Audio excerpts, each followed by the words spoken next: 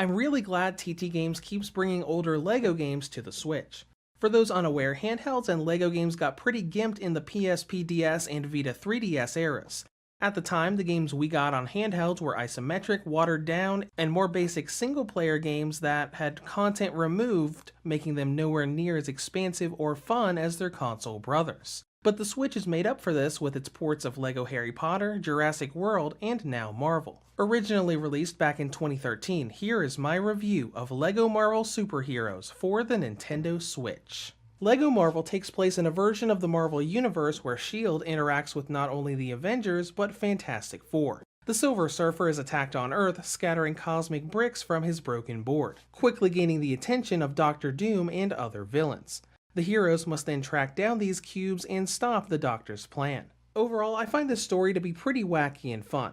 While the only familiar voice MCU fans will recognize is Phil Coulson, it has a ton of fun jokes and references to not only the Marvel Cinematic Universe, but Marvel Comics in general. When it comes to gameplay, LEGO Marvel is a 3D platformer focusing on beat-em-up combat, puzzle solving, and open world exploration. But before we get started, let's talk about why this new port is important. LEGO Marvel on handhelds was originally a watered-down game called Universe in Peril. It featured a single character party, smaller isometric levels, no open world, and was just a small and basic piece of the full console game. But on the Switch, we've got the PlayStation and Xbox versions, with the bigger levels, behind the character camera angles, co-op multiplayer, and the big free roam New York City. The Switch version also has support for all of the old cheat codes and includes the 2 DLC character packs. When it comes to game progression, LEGO Marvel is divided between the story missions and free roam. It does take a few hours in the game to unlock it, but you'll eventually have access to a helicarrier and GTA-like sandbox of New York City that can be fully explored. This map is comparable to the free roam area in the PS Vita and 3DS version of LEGO Marvel's Avengers, though the helicarrier and city are in the same map and can be flown between seamlessly. This sandbox is there for you to have fun with unlocked characters. You can access drop-off points to change or buy them and explore the city for mini-games and side missions. While it is a bit less fluid than later LEGO games, as you can only freely change characters on the fly with the X button once you've already interacted with a drop-off point during that free roam session, it's a lot of fun. When you want to do more with the story, you can find a specific part of the map where the story missions take place. Functioning more like dungeons, you have more enclosed areas in these missions with a fairly linear path and preset party of characters. Your task in each room or area is to bust up LEGO objects and use character abilities to solve puzzles. This could be simple, like building a LEGO object that Iron Man interacts with, or as lengthy as fighting off enemy waves in the beat-em-up combat system and get puzzle pieces to fall into the area that a character can then use. But I will admit that the story missions are a little tedious with how the puzzles get. Not necessarily the puzzles themselves are bad, but how often you swap back and forth between characters can get a little tiring. Some areas have you opening a door with character A to reveal an object for character B, and then you get another for character A behind that object and have to swap back to finally solve that one part of the puzzle. But speaking of characters, their abilities are done quite well.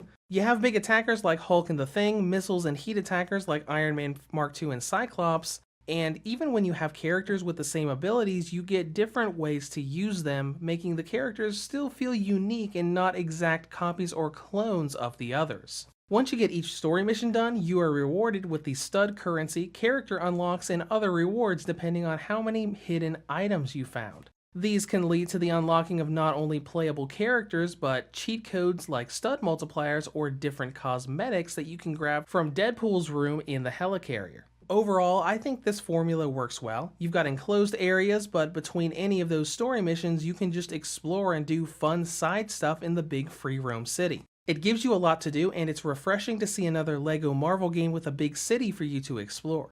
Speaking of what all you can do, let's go into content and length. Overall, you'll probably be spending at least a dozen hours on the story mode. I did a fair amount of the free roam stuff and managed to get to the end credits and bonus level after playing for around 15 hours. Once you've seen the credits, you can replay story missions or continue exploring New York City. Either way, a completionist can easily get 20 plus hours out of this game despite it being the oldest of the LEGO Marvel games.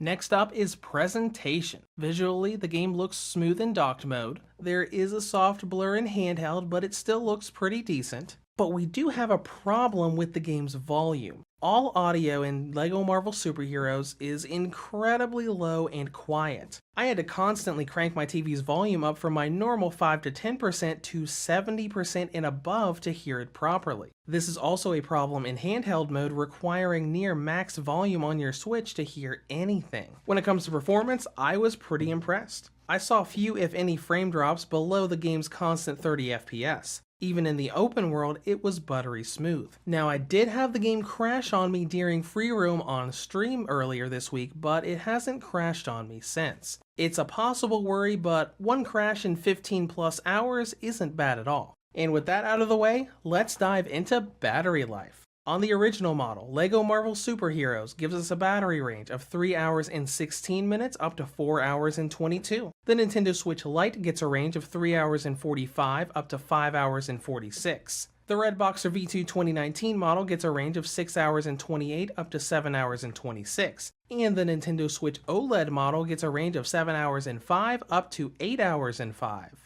In conclusion, LEGO Marvel's original adventure comes back to handhelds, fully featured for newcomers and previous players alike. Now on the downside, the game crashed on me once during the free roam. It has incredibly low audio volume and some of the puzzles can get a little tedious. But if a single crash in 15 hours doesn't scare you, it's a wacky and fun little adventure for Marvel fans to take on the go. Reviews to Go rates LEGO Marvel Super Heroes for the Nintendo Switch a 7.5 out of 10. If you have any comments or questions, feel free to leave them below. Thank you for watching and have a great day.